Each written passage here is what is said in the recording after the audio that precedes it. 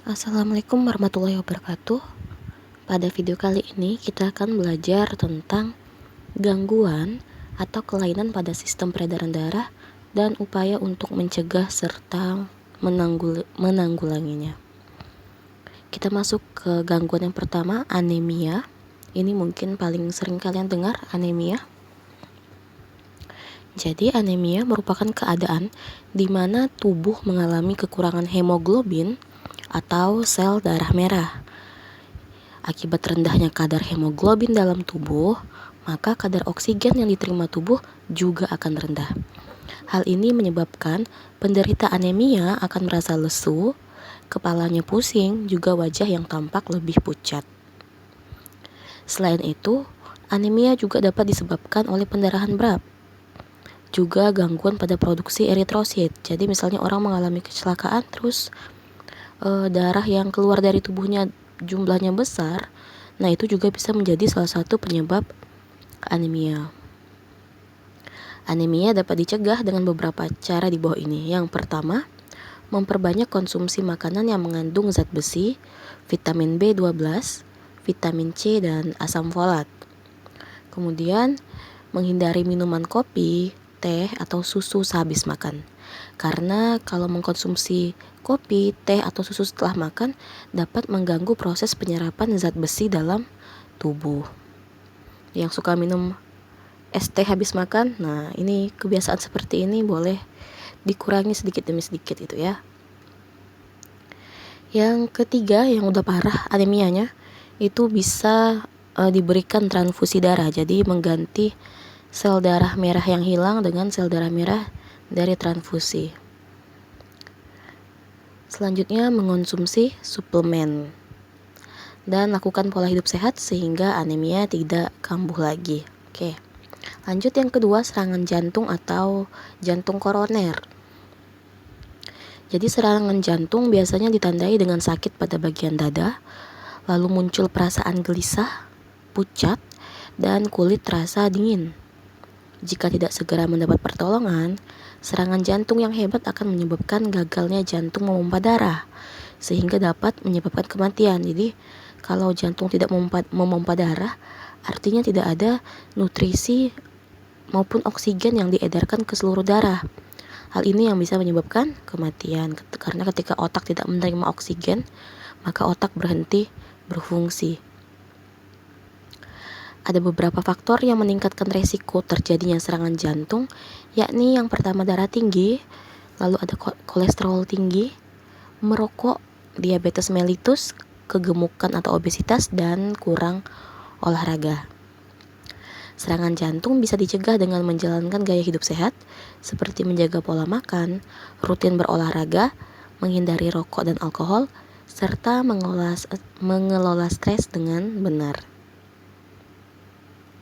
Selanjutnya, stroke.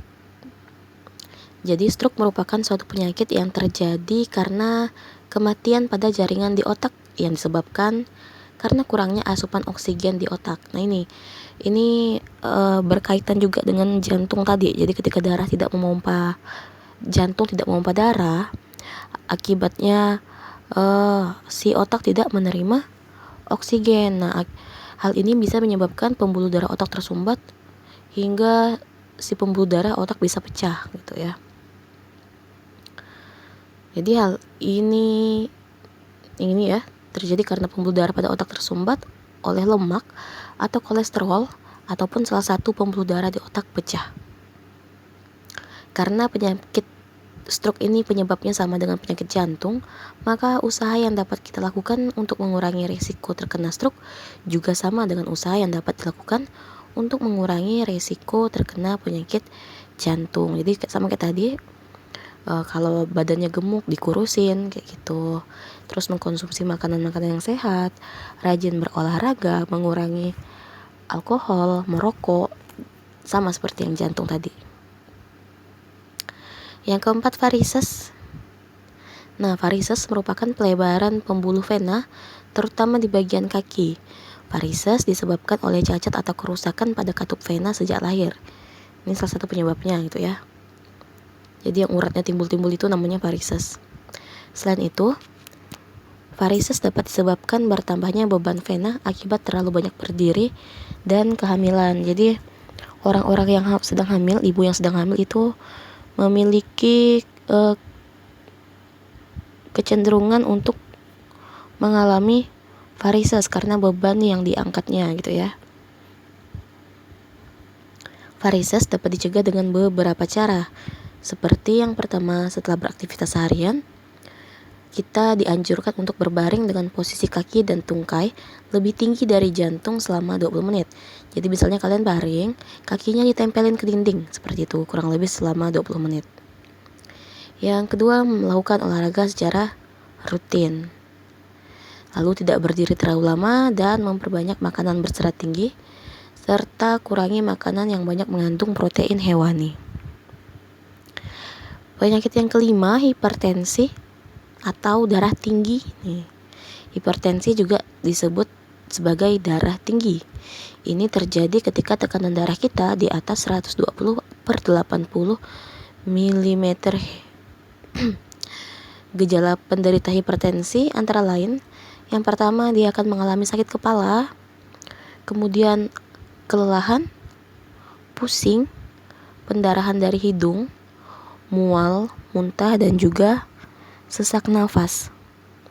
Nah, hipertensi dapat disebabkan karena arteriosklerosis atau pengerasan pembuluh darah, obesitas atau kegemukan, kurang olahraga, stres, mengkonsumsi minuman beralkohol, atau mengkonsumsi makanan yang mengandung banyak garam, lemak, dan juga kolesterol. Hipertensi dapat ditangani dengan beberapa langkah berikut. Yang pertama, menurunkan berat badan. Ini kalau berat badannya di atas normal ya. Kalau badannya udah ideal, berarti nggak perlu lagi melakukan pengurangan berat badan. Terus mengurangi konsumsi alkohol, rokok, makanan berlemak dan berkolesterol tinggi. Lalu berolahraga secara teratur. Jadi dari contoh yang gangguan pertama sampai yang kelima ini rata-rata cara penanggulangannya sama ya. Dan yang paling sering disebut adalah berolahraga secara teratur, karena inilah cara kita menjaga kesehatan tubuh kita tanpa bantuan obat gitu. Yang berikutnya, hindari faktor-faktor yang menyebabkan stres. Nah, biasanya orang yang sering mengalami stres atau beban kerjanya, beban masalah hidupnya terlalu berat, nah seringkali menjadi penderita dari hipertensi ini. Lawan hipertensi maksudnya ada hipotensi, yakni ketika tekanan darah kita kurang dari 120/80. Nah, hipotensi juga disebut sebagai tekanan darah rendah. Orang yang mengalami tekanan darah rendah umumnya akan mengeluhkan keadaannya yang sering pusing, terus sering menguap. Jadi padahal tidurnya cukup tapi selalu saja ngantuk, nguap terus kayak gitu. Berarti itu salah satu tanda kalau dia mengidap hipotensi. Terus penglihatannya terkadang dirasakannya kurang jelas atau berkunang-kunang, terutama kalau habis duduk lama lalu tiba-tiba berdiri dan berjalan gitu. Itu tiba-tiba pandangannya jadi kabur. Itu salah satu contoh ciri-ciri ketika kita mengalami hipotensi. Terus berkeringat dingin,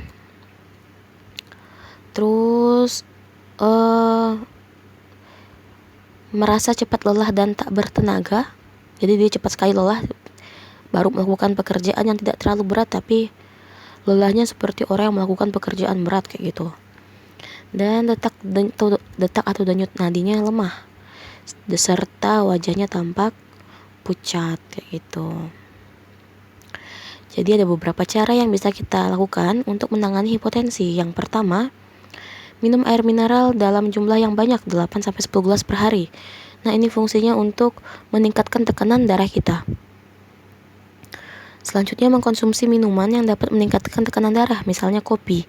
Nah, kalau di hipertensi kita dilarang minum kopi, kalau hipotensi kita malah disuruh minum kopi untuk meningkatkan tekanan darah.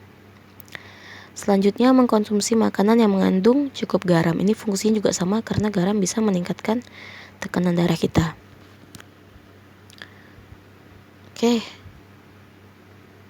Yang terakhir tentu saja berolahraga secara teratur. Nah, itu tadi beberapa contoh, walaupun tidak semuanya, itu contoh dari gangguan penyakit peredaran pada sistem peredaran darah manusia dan cara mencegah dan menanggulanginya. Semoga penjelasan singkat ini dapat kalian pahami. Assalamualaikum warahmatullahi wabarakatuh.